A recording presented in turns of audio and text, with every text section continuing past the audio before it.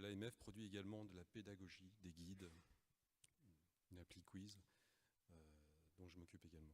Vous avez lancé une appli, je crois, hein, c'est ça? Vous pouvez nous en dire deux mots?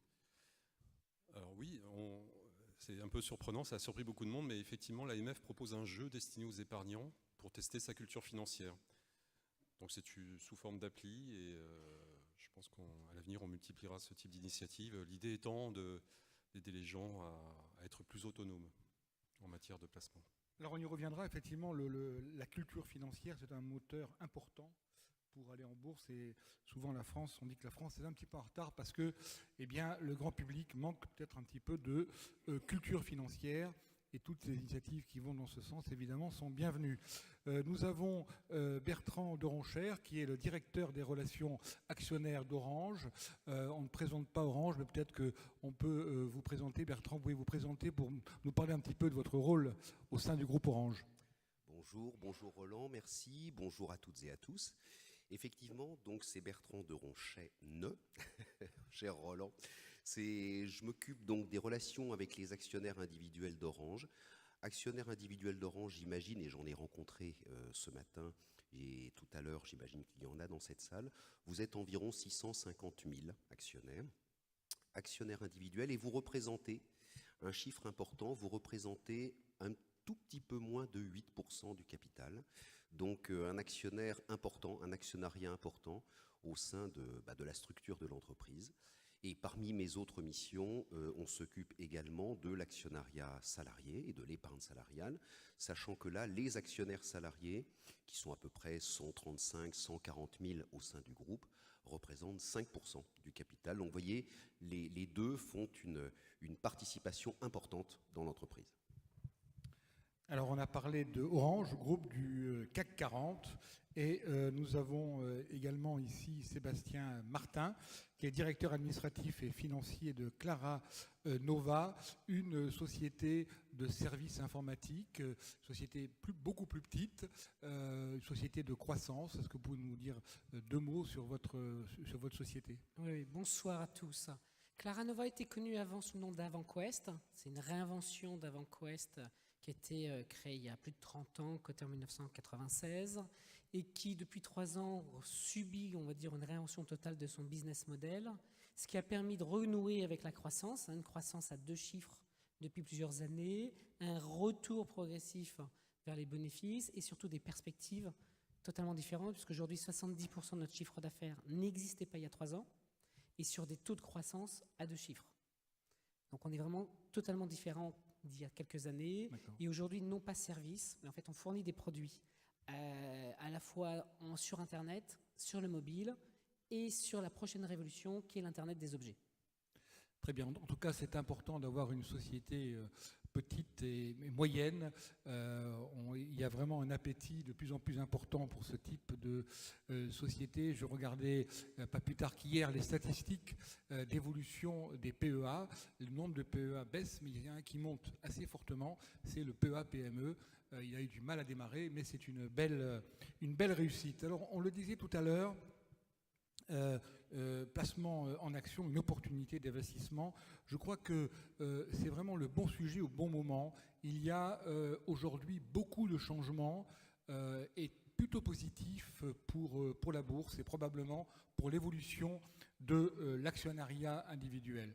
Les changements, c'est le retour d'abord de la croissance, dans le monde et en Europe. C'est important, ça va nous montrer que finalement, la bonne tenue des marchés financiers, elle ne doit rien à la spéculation, elle est plutôt assise sur la croissance qui porte les résultats de l'entreprise, et ça, c'est une très très bonne nouvelle. Il y a également une autre très bonne nouvelle, alors là, celle-là, elle est formidable, c'est l'arrêt du matraquage fiscal dont les épargnants font l'objet depuis 2012. J'ai oublié de me présenter, je m'appelle Roland Laskin, je suis rédacteur en chef de la lettre des placements et rédacteur en chef du Figaro Bourse. Donc la fiscalité était totalement confiscatoire depuis 2012 par le gouvernement socialiste, et elle est en train évidemment d'évoluer de façon assez positive et on a pu constater lors de toutes les rencontres que nous avons avec l'actionnaire qu'il y a une des raisons importantes de la baisse de l'actionnariat individuel, c'était l'obstacle fiscal, et là le fait qu'il soit levé, c'est une bonne nouvelle. On a appris ce matin une autre bonne nouvelle, c'est que le gouvernement avait l'intention de changer les règles de taxation du PEA, avec un taux unique. Il y a actuellement un système un petit peu compliqué, mais qui est avantageux pour les plus anciens porteurs de PEA. Et donc là, les règles ne sont pas changées. Donc il y a une fiscalité qui, enfin, est porteuse pour les investisseurs. Il y a également un autre contexte qui est favorable. Et bien, ce sont des taux qui sont bas. Ils ont beaucoup baissé. Et apparemment, on ne peut pas savoir ce qui va se passer, mais a priori, on est parti pour une période de taux assez bas. Ça veut dire que l'épargne risque de rester pendant assez longtemps très faiblement rémunérée. L'épargne, j'entends intermédiaire, à partir des produits de taux, tout ce qui est livret bancaire et toutes les anciennes SICAV de placement pour les particuliers. Et il y a un autre événement, le quatrième, qui je trouve très positif pour les marchés, eh bien, c'est qu'on va peut-être retrouver les privatisations. Une période assez faste pour la bourse. Elles avaient démarré en 86 avec les premières privatisations. Alors il y a eu du bon et du mauvais, mais Orange est un exemple de succès de privatisation. On a eu Saint-Gobain, ensuite il y a eu en 86 et en 93 également une seconde vague très importante. Alors je ne sais pas si ce sera aussi fort qu'à cette époque. On a vraiment assisté à une redécouverte de la bourse par les Français. Et donc on peut espérer bien, que là aussi on va retrouver, réconcilier peut-être les investisseurs avec la bourse. Donc un contexte favorable, et évidemment pour aller en bourse, il faut savoir quelle stratégie on met en place. Je ne vais pas parler longtemps, il y a juste 3 éléments qu'il faut bien avoir en tête. Le premier, c'est qu'il faut diversifier ses risques, c'est très très important. Quand on va en bourse et qu'on cherche du rendement ou qu'on cherche de la plus-value, il faut évidemment être soucieux de la diversification des risques. Il faut avoir également un petit peu de temps devant soi. On ne peut pas aller en bourse pour quelques mois, pour quelques semaines. Et évidemment, il faut, plutôt que de se tourner vers la spéculation, après tout, il y en a que ça amuse de spéculer, mais d'expérience, évidemment, on sait que l'investissement boursier n'est jamais aussi intéressant que lorsqu'il est tourné vers la croissance, et ça rejoint justement le long terme. Voilà, donc un contexte plutôt favorable et effectivement des opportunités. Qui veut donner son avis là-dessus? Est-ce que vous partagez cette analyse de retour de plusieurs opportunités aujourd'hui en bourse? Oui, alors l'AMF le voit, c'est pas qu'elle le voit plus qu'elle ne le partage. Disons on a, vous savez, publié quelques chiffres qui montrent, à travers un sondage qui est réalisé une fois par an, que le nombre d'épargnants déclarant détenir des actions ou des fonds ISICAV a de nouveau augmenté. Il baissait depuis plus de 10 ans. Il a augmenté en 2017. Donc il y a effectivement quelque chose qui se passe, un rebond. La vision que l'AMF a de ce qui se passe, elle est un petit peu plus globale. Nous, ce qu'on voit, c'est qu'avec les taux bas, il y a beaucoup de gens qui sont déboussolés et qui se trompent, qui vont aller vers des placements bien plus risqués qu'ils ne le pensent. Et je ne pense pas à la bourse, là. Je pense à des placements qu'on peut appeler atypiques ou en bien divers. Ou pire, il y en a qui sont allés, entre-temps, en délaissant les actions depuis 10 ans, vers de la pure spéculation, enfin qui sont allés vers des escrocs. Et notamment en matière de Forex, vous en avez peut-être entendu parler, vous avez certainement vu des publicités, d'options binaires, maintenant de diamants. Donc on a une vision globale, et ce qu'on voit, c'est qu'il y a du bon et du mauvais risque. Et puis derrière le mauvais risque, il y a des arnaques. Alors, l'action de l'AMF, elle vise à fournir une information, à protéger l'épargne d'abord, et en s'adressant aux épargnants, au sens large, à les protéger de ces arnaques. Ce qu'on a constaté aussi en faisant quelques enquêtes, c'est que la plupart des épargnants ont une idée complètement, enfin, ont des idées reçues sur la bourse, sur les actions, une idée, disons, déformée. Donc ça, c'est problématique. On n'est pas là pour vanter la possibilité d'un rendement de 10% par an, mais les gens ne croient pas que les actions, à la longue, rapportent plus que les placements garantis. Ils n'y croient plus. Et comme je le disais juste avant, ils pensent que d'autres placements dans des biens plus tangibles sont moins risqués que les placements diversifiés en actions. Donc vous voyez, il y a encore beaucoup de travail. Il y a peut-être un petit rebond, mais il y a beaucoup de travail pour remettre un petit peu de l'ordre dans les idées et expliquer petit à petit que quand on a le temps devant soi, quand on est en situation de pouvoir épargner donc à long terme, on est peut-être en situation de diversifier en actions de différentes façons, hein, en achetant les actions en direct, mais aussi via des fonds ISICAV. Et que c'est vraiment dommage de ne pas le faire, encore une fois, quand on a 15, 20 ou 20 ans devant soi. Alors on y reviendra, vous aviez présenté un graphique très intéressant qu'on pourra commenter tout à l'heure. Oui. Orange, évidemment, c'est un grand groupe du CAC 40. Qu'est-ce que viennent chercher dans les actions Orange les actionnaires que vous rencontrez régulièrement? Alors, je dirais que pour l'instant, et compte tenu de l'évolution de notre cours de bourse, d'ailleurs, justement, ça me permet de réagir sur une chose que vous avez dite tout à l'heure, Roland, sur effectivement le retour des privatisations. Alors nous, Orange est une société privatisée depuis... Alors, il y a eu on ne va pas appeler ça une privatisation, il y a eu une ouverture du capital en 97, puis en 98, où l'État, qui détenait 100% de l'opérateur historique à l'époque, a mis une partie de sa participation sur le marché, donc l'a ouvert très largement, puisque beaucoup d'actionnaires sont venus à France Télécom à l'époque à l'occasion de ces deux opérations. La vraie privatisation, de mémoire, date de 2004, c'est-à-dire quand l'État est devenu minoritaire au sein du capital.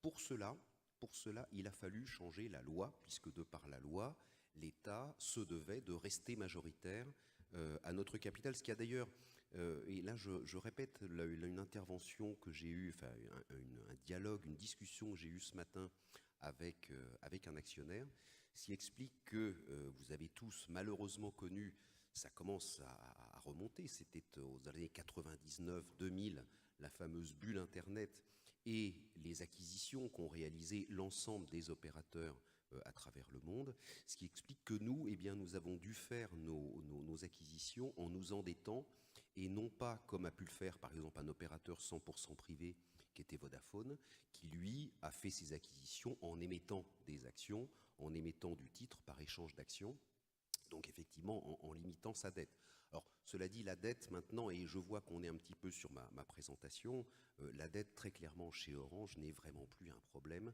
par rapport à ce qu'elle a pu être auparavant. Mais en revanche, petite précision, et là encore par rapport à ce que vous disiez, on le sait, l'État l'a dit d'ailleurs, il y a eu des déclarations, comme quoi Orange, alors l'État détient environ, enfin APE plus BPI, détiennent conjointement... APE, donc agence de participation de l'État, voilà, et BPI France Participation, qui est le fonds souverain français, détiennent 23% du capital. Il y a eu des déclarations publiques au niveau gouvernemental disant que Orange faisait partie de la liste des entreprises où l'État entendait se désengager. Alors, sans doute pas les 23% d'un coup, compte tenu de notre capitalisation boursière, mais bien sûr une partie de ces 23%. Tant que l'État ne l'a pas fait, on dira que ça pèse un peu sur le cours, c'est-à-dire que le cours reste un peu flat, comme on dit dans le jargon, c'est-à-dire qu'en ce moment, ça fait déjà 2-3 semaines où le cours, on a des variations qui sont quand même très modérées sur le titre. On sent que ça pèse dans l'attente de cette... Je peux vous laisser présenter un petit peu les différents slides. Bien sûr. Déjà peut-être parce que je pense que Orange, vous connaissez, certains sans doute d'entre vous, et beaucoup d'entre vous, je l'espère, sont clients chez nous. Clients pour la partie grand public, fixe, Internet, mobile bien sûr, avec des déploiements dans la fibre en particulier. En France, on a 28 millions de clients mobiles. On a un peu plus de 3 millions de clients dans la fibre, comme vous pouvez le voir, la fibre qui pour nous est en plein développement. Cela dit, nous avons une présence dans 29 pays, avec 2 grosses zones géographiques, l'Europe, la France bien sûr, qui représente 46% de notre chiffre d'affaires consolidé, un deuxième pays, et ça les actionnaires ne le savent pas forcément, qui en l'espace de très peu de temps s'est imposé comme le deuxième marché du groupe, c'est l'Espagne. L'Espagne représente à peu près 14% de notre chiffre d'affaires.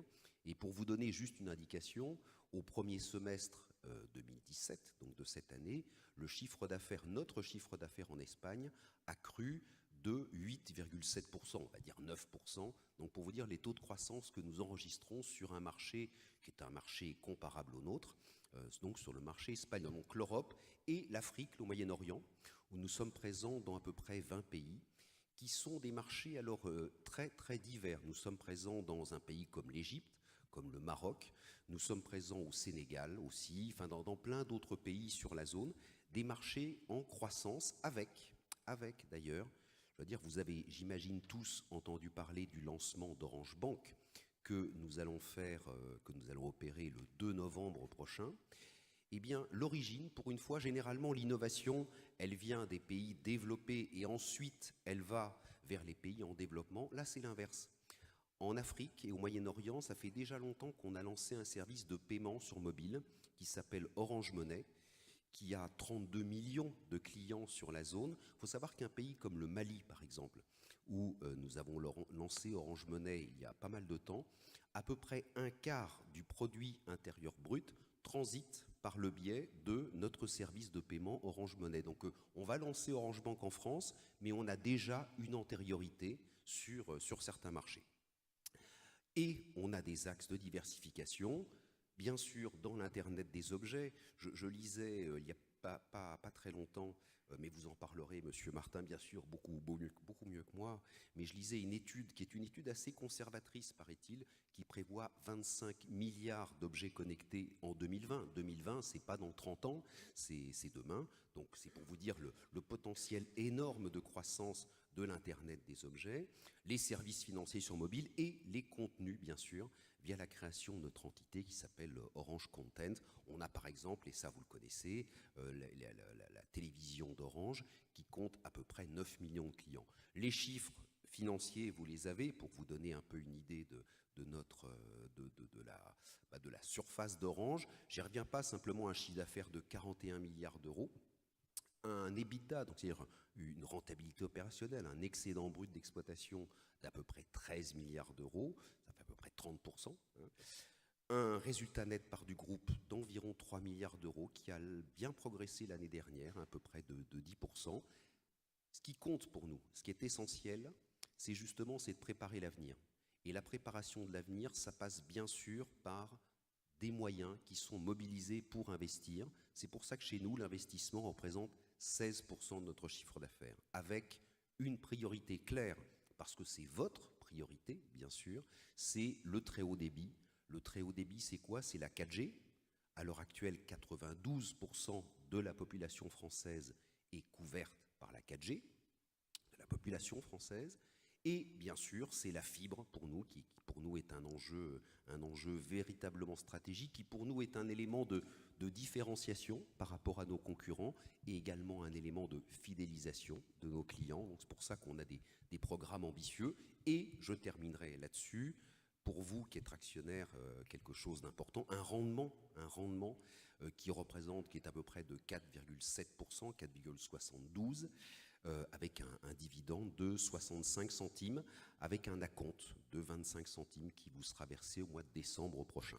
Pardon d'avoir été un petit peu long dans la présentation d'Orange. Et comme je le disais, vous voyez, la dette, on était à des ratios en 2002 aux alentours de 4 fois, dette nette sur EBITDA aux alentours de 4 fois. On les a plus que divisés par 2, donc clairement, comme je le disais, la dette n'est plus un problème.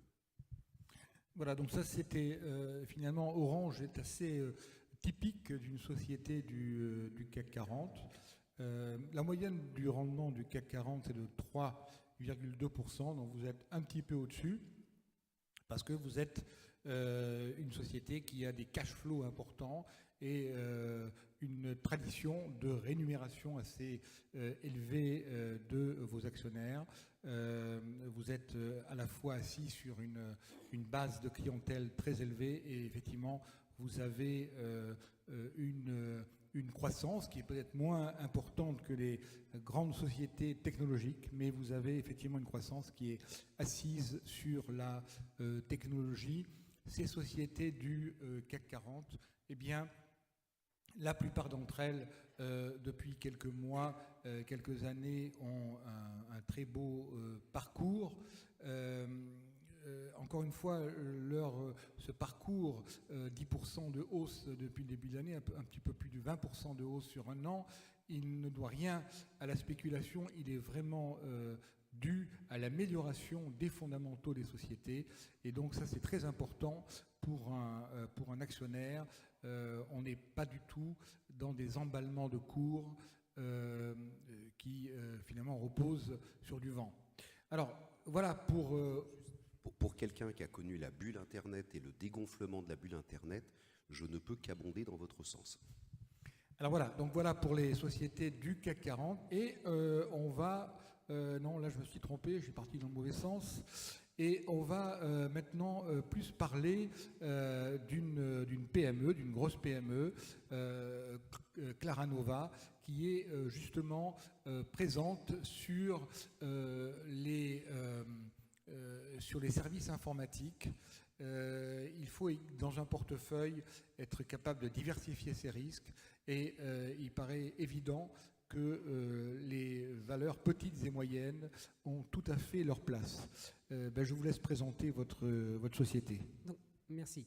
Je pense qu'il est intéressant pour vous, effectivement, en tant qu'actionnaire ou futur actionnaire, c'est de diversifier non seulement votre portefeuille, mais aussi de définir votre stratégie. On parlait tout à l'heure avec Orange, finalement, de valeur de rendement. Claranova n'est pas du tout une valeur de rendement, on est une valeur de croissance. C'est même ce qu'on appelle du retournement de croissance, puisque c'est une société qui a connu des difficultés, qui s'est retournée tout en faisant de la croissance. Puisque ces dernières années, typiquement l'année dernière, on a fait 30% de croissance.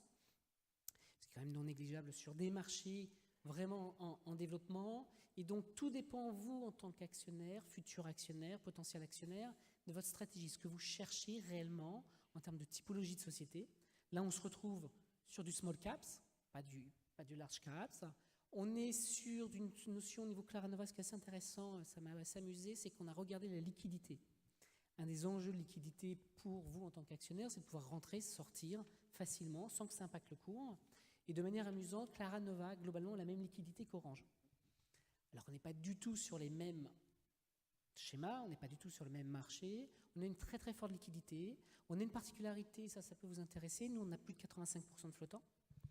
Et sur ces 85% de flottants, on a une très très très grande majorité de petits porteurs qui justement, parce que l'action n'est pas très chère, parce qu'elle offre... Alors elle n'est vraiment pas chère du tout, hein. Je crois qu'elle est en nominal, le cours est à combien Alors en nominal elle est à 0,10, en cours on est un peu moins de 0,50. 0,50, oui.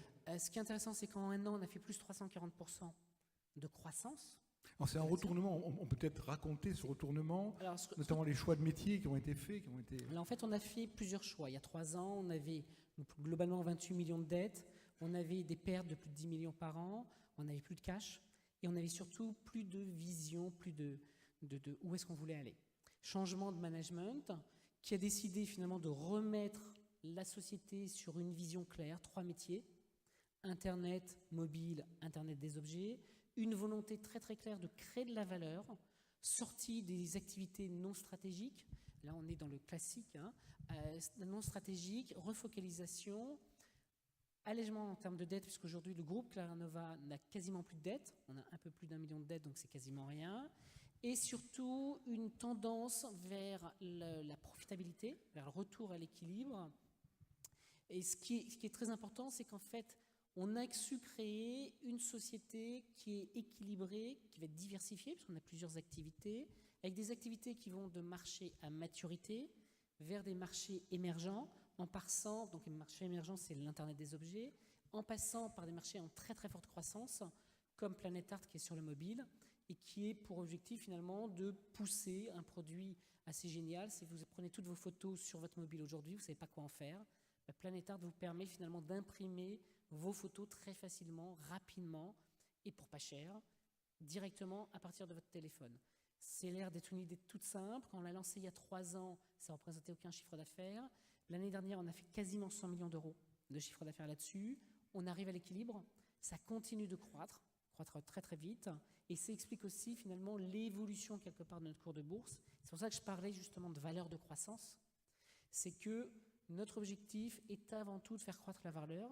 Et l'un des moyens de faire croître cette valeur, ça va être de se focaliser sur les activités qui vont générer une reconnaissance par le marché.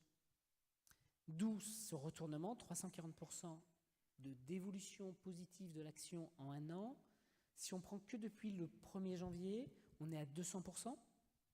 Donc on est vraiment sur des taux très élevés parce qu'on est justement dans ce retournement de croissance.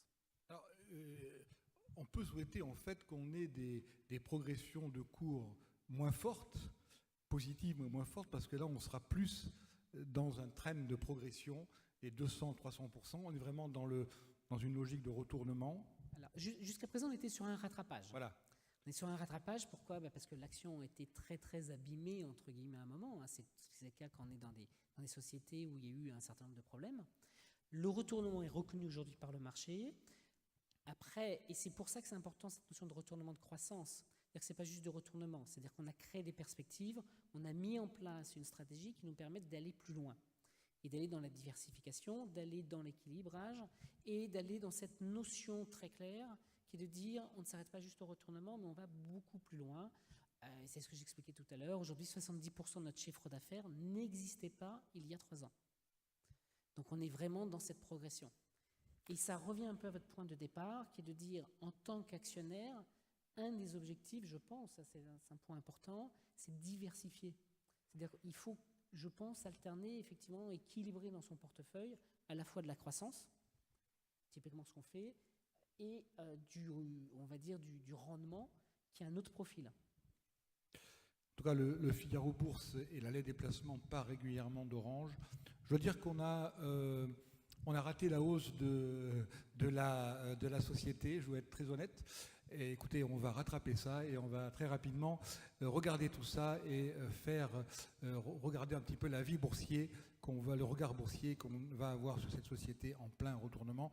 Il faut dire qu'il y a eu une période un peu difficile et ce n'était pas facile de mettre des actionnaires alors que la visibilité était pas bonne. Mais là, effectivement, on est sur des rails tout à fait prometteurs.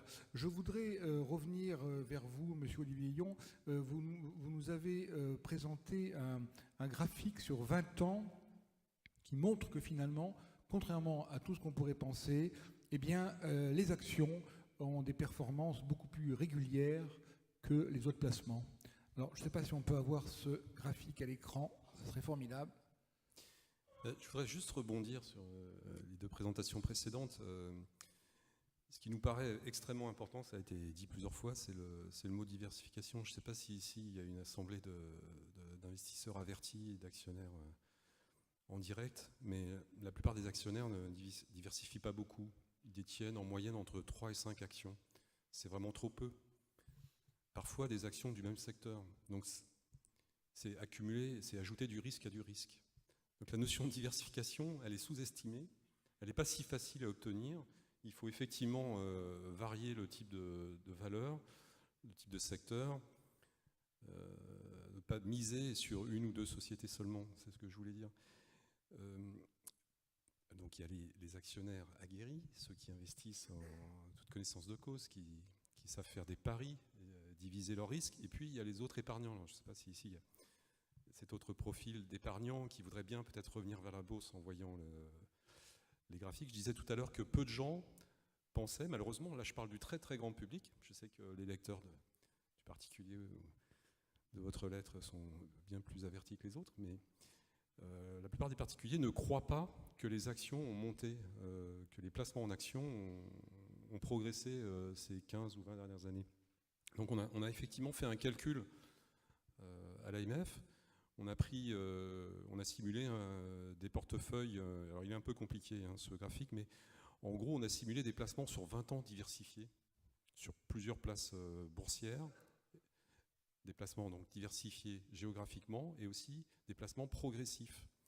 En moyenne, le rendement de ces placements sur 20 ans, des placements qui ont démarré en début 88 et le dernier qui vient de se finir a démarré fin 96, en moyenne, ils ont rapporté plus de 5% par an.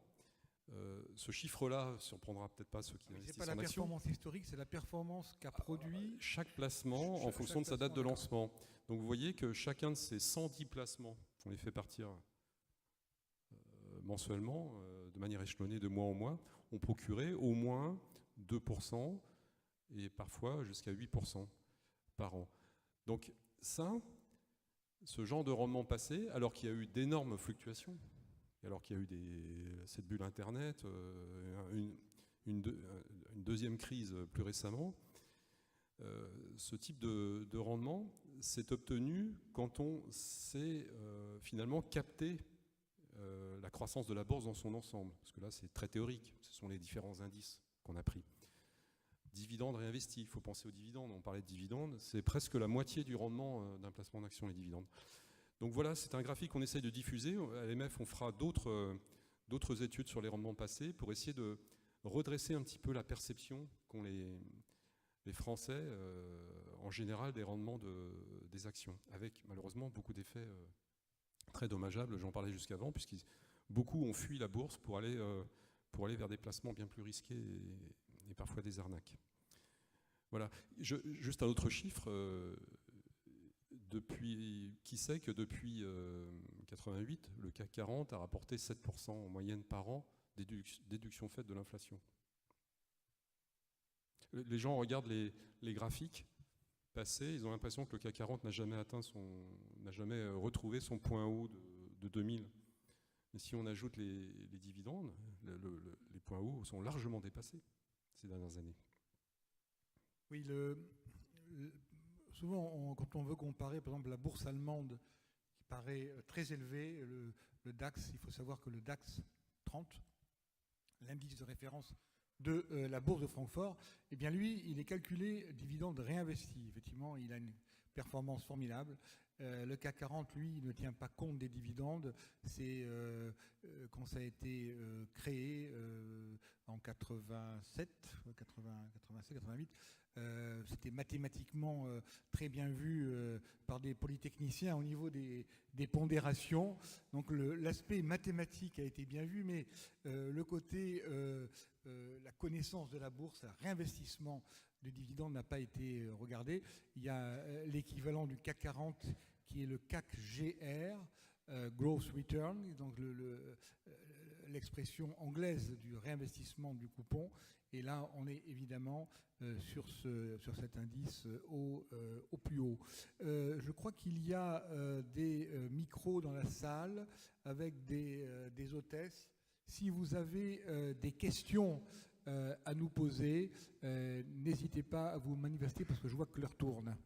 Bonjour messieurs, je tiens tout d'abord à remercier l'action d'Investir d'avoir effectivement contré la non-rétroactivité dans le cadre des PEA, ainsi que l'action de M. Sicurati du F2CI. Alors c'est Aldo Sicurani, oui. C'est le directeur général de la F2IC, voilà. Qui est la Fédération française des actionnaires individuels. Qui a fait effectivement un texte tout à fait intéressant, d'éclairage, et Absolument. qui a peut-être aidé les gens de Bercy à réfléchir. Absolument. Et c'est d'autant à mérite qu'on s'aperçoit que le monde bancaire a été complètement absent des commentaires de ce projet. Je voulais revenir aussi sur la nationalisation, puisque vous présentiez tout à l'heure que ça pouvait être une opportunité pour les jours qui viennent, enfin pour les années qui viennent. Or, si on se réfère aux anciennes nationalisations, des gens qui sont rentrés à EDF, des gens qui sont rentrés sur Engie, resteraient assez sceptiques à vos derniers propos. Je reviendrai. Par ailleurs, je dirais le monde de la finance est ainsi fait qu'on peut avoir à certains moments un certain recul. Quelqu'un qui aurait été actionnaire de la Compagnie Générale des Eaux et qui verrait maintenant ce que c'est devenu, se demanderait effectivement quel genre d'intervention il y a pu y avoir. Le dossier Lafarge, je le cite, étant encore un autre exemple. Merci pour vos réponses. Alors, pour le PEA, effectivement, on voit bien que cette affaire a été menée par des gens qui ne maîtrisaient pas l'importance des mécanismes de l'épargne. Ils maîtrisent évidemment très bien les mécanismes fiscaux, mais l'importance pour l'épargnant, et notamment pour les épargnants qui ont un PEA ancien, et ne leur a pas... ils n'ont pas compris l'enjeu. C'était un enjeu formidable parce qu'en fait, il y a beaucoup de gens qui ont des PEA très anciens et qui auraient pu se retrouver avec des plus-values fortement imposées. Pour ce qui est des privatisations, effectivement, ça n'a pas été un succès pour toutes les sociétés.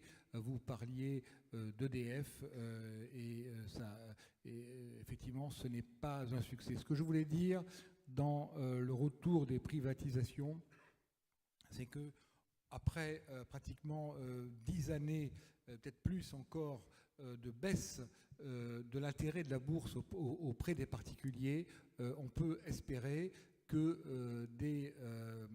qu'un effort sera fait pour ramener les particuliers en bourse.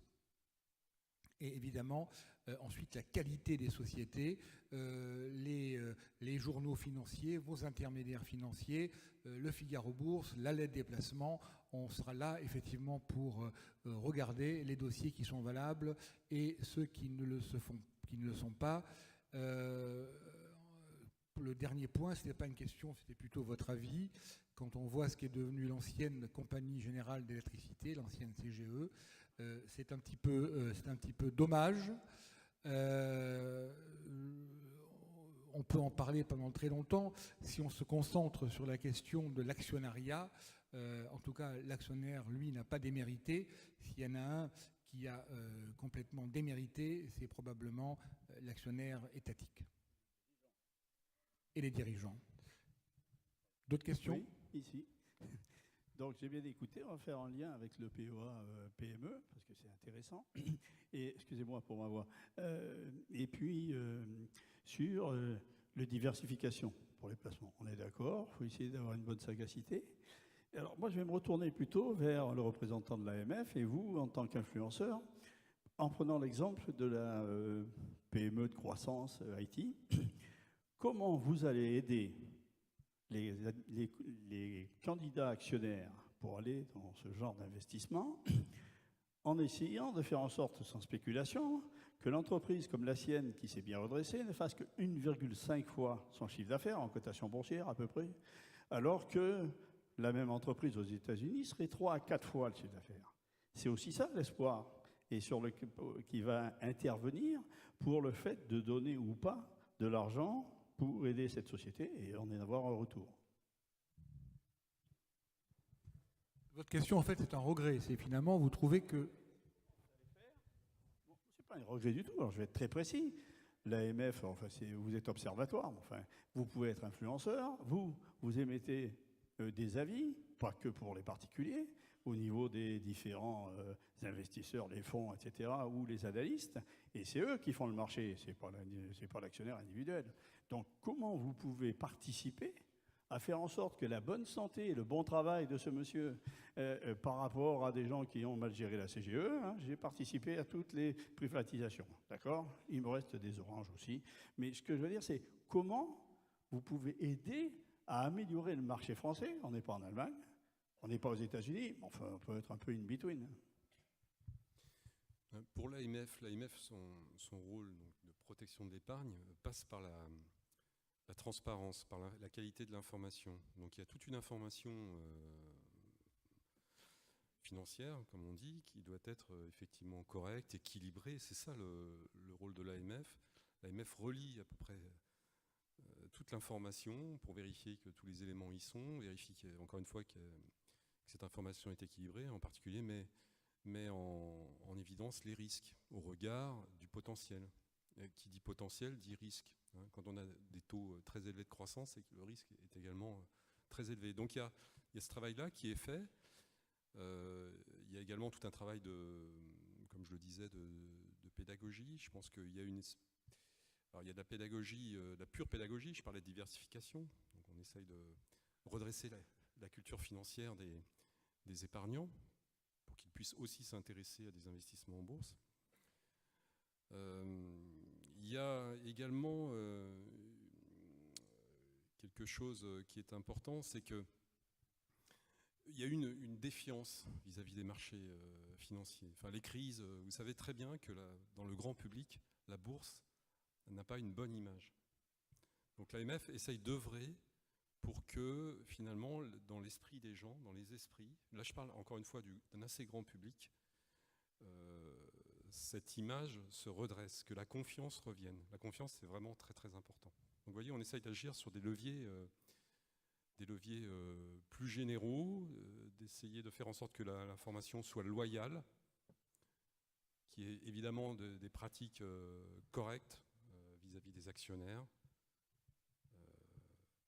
C'est ça qui est important pour l'AMF. Je voulais juste rebondir sur ce que vous disiez. Et ce qui est assez dommage, c'est que dans les médias, lorsque vous prononciez le mot dividende, c'était quasiment un gros mot.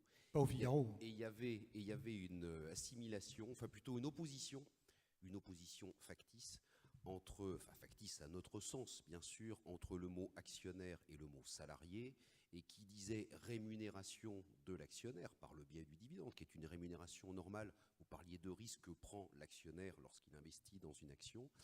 Effectivement, vous aviez une opposition systématique de l'actionnaire par rapport au salarié. Sous-entendu, c'est l'actionnaire qui volait le travail du salarié. Bon, espérons, et là je vous rejoins totalement, espérons totalement que ce discours, qui était un discours quand même très en vogue dans les médias, qui a fait beaucoup pour que la bourse de Paris, que la notion même d'épargne, d'investissement en actions, ne soit plus à la mode, ne soit plus bien vue. Espérons que ce discours faiblisse, parce que vraiment, l'investissement, et nous le voyons en tant que grande entreprise, l'investissement de vous, petits épargnants, petits et sans que ce soit péjoratif, bien évidemment, ou en tout cas investisseurs individuels, est plus que jamais capital pour nous. Je vais dire les choses de façon différente. Ce qui est très très dommage, c'est que les épargnants français ne profitent pas de la croissance économique, en particulier les entreprises françaises. C'est ça en fait l'enjeu, c'est de participer à la croissance, de ne pas rester sur des livrets d'épargne bancaire. Oui, quand on voit les taux de détention d'actions françaises auprès des particuliers, c'est dommage parce qu'ils sont vraiment minoritaires, alors que pratiquement la majorité du CAC 40 est contrôlée par des fonds de pension et qui, eux, finalement, travaillent pour leurs adhérents, souvent des fonds de retraite anglo-saxons. Pour les niveaux de valorisation des sociétés françaises, c'est vrai qu'elles sont moins bien valorisées, notamment les sociétés technologiques qu'aux États-Unis. Probablement la tradition financière, boursière des États-Unis, avec l'aura du Nasdaq, a fortement contribué à aider à faire progresser les valorisations. Mais comme on fait à peu près ce que font les États-Unis avec 15-20 ans de retard, on peut espérer que les valorisations de ce genre de société de croissance va progresser. D'autres questions ? Oui, bonjour. J'ai lu dans la presse économique, chez vos confrères néanmoins amis, que la nouvelle imposition devait encourager les actionnaires en titres vifs, les actionnaires individuels, à s'orienter plutôt vers les défensives que les spéculatives en raison de cette fiscalité. J'aurais voulu avoir votre avis et savoir ce que vous alliez faire pour vous abonner, dont je fais partie, au niveau du portefeuille Monde. Quel regard vous aviez sur les nouveaux personnages politiques qui font beaucoup d'éclat, et est-ce qu'il faut mieux rester sur l'Europe, ou est-ce que vous allez continuer à pouvoir développer un portefeuille Monde avec les turbulences que l'on connaît actuellement sur la planète, quoi. Alors, vous avez remarqué que les turbulences qu'on a, qui sont quand même assez sévères, finalement, elles n'ont pas tellement fait ombrage au marché boursier. Alors, évidemment, on peut penser que les menaces nord-coréennes, c'est pas très sérieux. On peut penser que les risques dans le Moyen-Orient sont moins importants que ce qu'on croit et que les velléités d'indépendance de la Catalogne sont moins importantes que qu'on croit. En réalité, ce sont des risques qui sont réels et s'ils ne pèsent pas sur la bourse, c'est que, on l'a dit au début, on a l'impression qu'il y a une certaine sérénité aujourd'hui parce qu'on a une sorte de synchronisation de la croissance mondiale qui est plutôt positive pour les actions et des entreprises qui vont mieux, qui sont désendettées, et des résultats d'entreprises qui sont orientés à la hausse. Évidemment que si ce genre d'incident était intervenu en pleine crise de l'euro en 2010 ou 2011, ça aurait fait encore plus plonger d'Eurochef les indices. Aujourd'hui, on a une croissance assez coordonnée et ça, c'est plutôt rassurant. Le fait que les particuliers ne soient plus pénalisés lorsqu'ils achètent des actions, c'est une très bonne chose. Il faut évidemment espérer que, finalement, en fiscalité, ce qui compte, ce n'est pas tellement le niveau de la fiscalité, mais la stabilité. Et donc, il faut espérer que les systèmes fiscaux, maintenant, ne seront plus stables, maintenant qu'ils ne sont plus décourageants, également qu'ils restent stables. Et le retour des actionnaires sur les actions devra se faire de façon progressive, en diversifiant. Je pense en tout cas qu'au niveau européen, au niveau français, on a de très très belles entreprises. Regardez LVMH qui a publié récemment dans le luxe des résultats en forte progression. Regardez la présence d'Orange dans des pays extrêmement lointains et probablement, et ce qui est intéressant, c'est avec une avance technologique sur des moyens de paiement en Afrique et qu'on est en train de mettre en place en France. Donc on a, ce qui est assez formidable, c'est que le CAC 40, on a vraiment la chance d'avoir de très très belles sociétés qui dépassent largement l'horizon français. Et puis on a également de très très belles PME, ETI, qui ont de très très belles performances également et sur lesquelles on peut se reposer. D'autres questions ? Je voudrais m'adresser aux représentants de l'AMF. Est-ce que vous pensez que les scandales financiers qui ont existé, je vais les citer quand même, Société Générale, Crédit Lyonnais, Vivendi, etc., puis il y en a d'autres, certainement à venir, est-ce que vous ne pourriez pas renforcer vos contrôles et vos sanctions vis-à-vis des dirigeants qui ne remplissent pas leur fonction? C'est votre rôle. Et vous redonnerez confiance au marché. Nous avons tous été spoliés. Oui, vous avez raison. Il faut sanctionner les abus. Peut-être qu'en France, on ne le fait pas assez. C'est peut-être pas suffisamment dans notre culture. Bon, vous avez peut-être remarqué que les sanctions, je ne sais pas si vous suivez un peu la presse de l'AMF, ont beaucoup augmenté ces dernières années, mais sans atteindre évidemment les niveaux qu'on trouve aux États-Unis. Mais il y a toujours autant de scandales aux États-Unis aussi. Je pense que c'est dans la nature humaine, donc il faut être extrêmement méfiant, je dirais, à la base. Et prudent dans tout investissement. C'est-à-dire que l'AMF ne peut pas garantir l'intégrité de tous les acteurs. Elle est là pour essayer effectivement de contrôler le fonctionnement du marché, de vérifier la qualité de l'information, de vérifier la qualité, le passé des personnes qui proposent par exemple d'émettre des actions, mais ça ne sera jamais totalement sécurisé.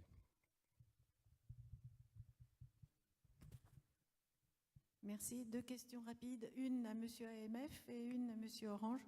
Alors pour M. AMF, je voudrais savoir, vous avez évoqué que le dividende représentait la moitié de la représentation du rendement d'une action, d'un placement en action. Quelle est l'autre moitié? Et après, M. Orange, une question très rapide aussi. Oui, bah c'est très simple. Le rendement, c'est fait d'une variation de prix et d'un dividende. Donc la variation de prix plus le dividende, c'est le rendement global. La variation de prix, ça veut dire quand l'action augmente ou baisse. Voilà. Donc le dividende n'est pas forcément la moitié. C'est très variable, c'est une moyenne, c'est même plutôt 40% que 50%, mais c'est variable d'un marché à l'autre. Parfois les cours sont sous-valorisés, alors le rendement est assez important. Voilà. 4,5%, c'est ça. Bon, c'est c'est peut-être le signe que effectivement la valeur a un potentiel de D'accord. hausse, parce que D'accord. c'est historiquement élevé comme rendement. D'accord.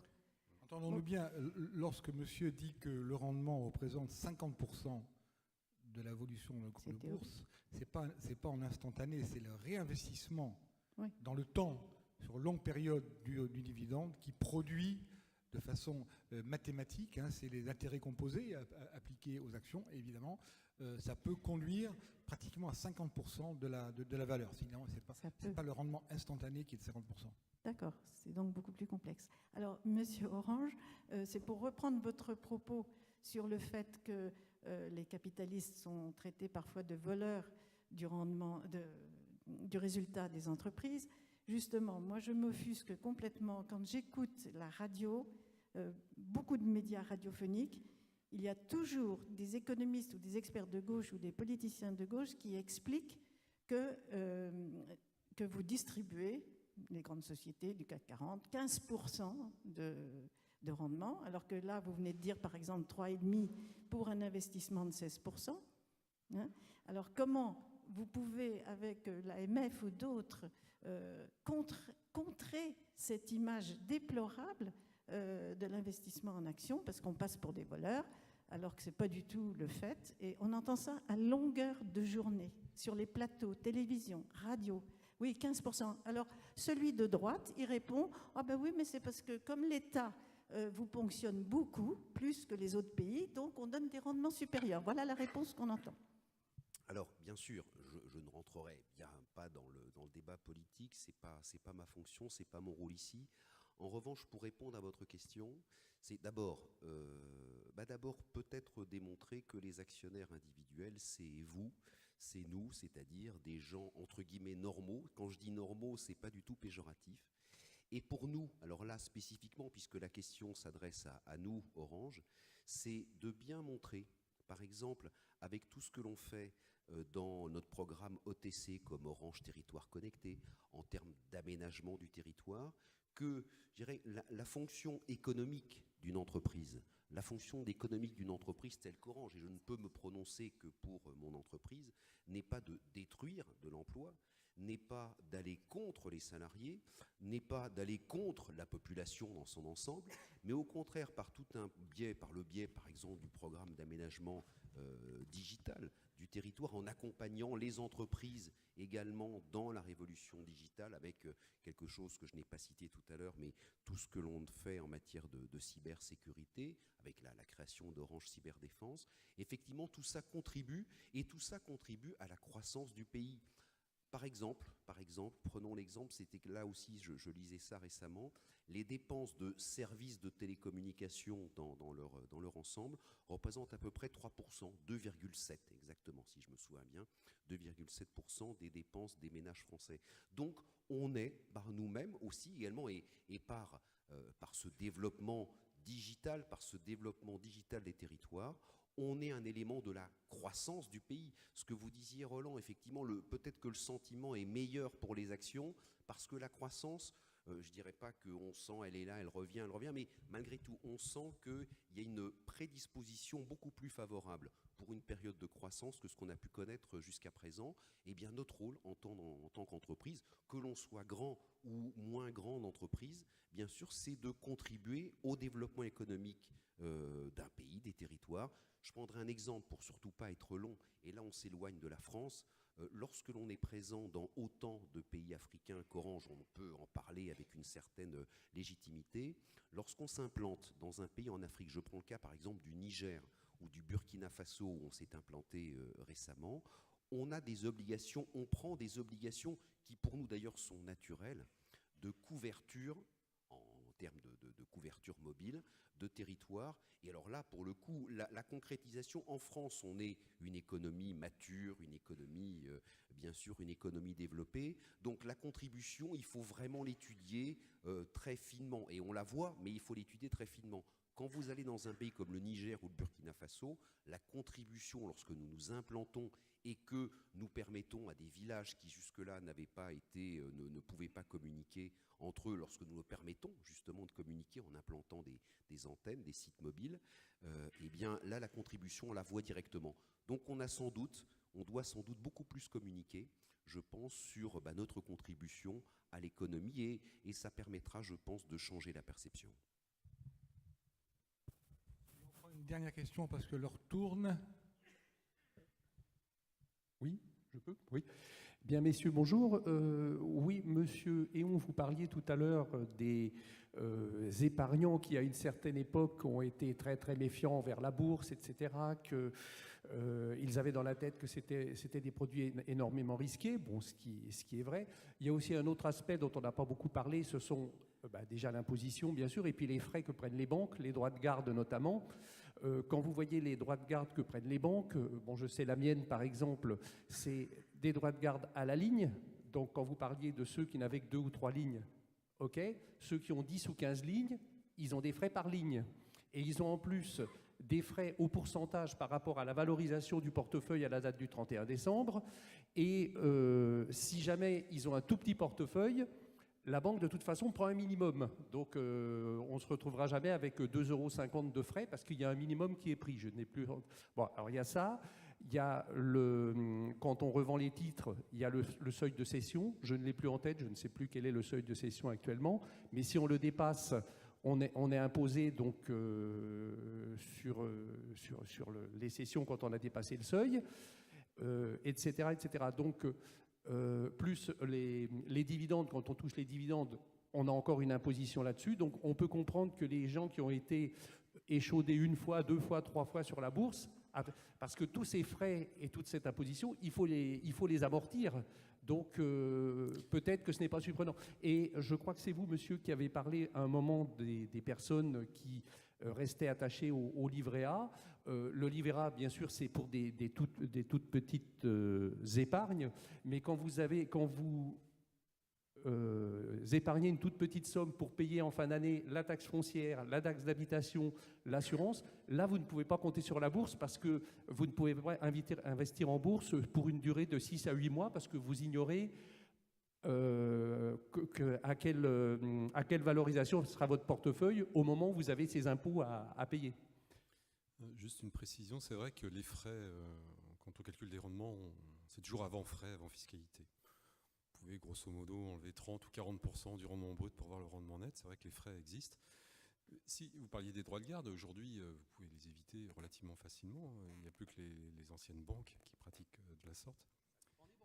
Ça dépend des banques, mais sur Internet, vous allez pouvoir ouvrir un PEA relativement protégé fiscalement et vous n'aurez pas de droits de garde. Donc, pour ce qui concerne l'investissement en actions en direct, il y a vraiment, aujourd'hui, plus beaucoup de frais.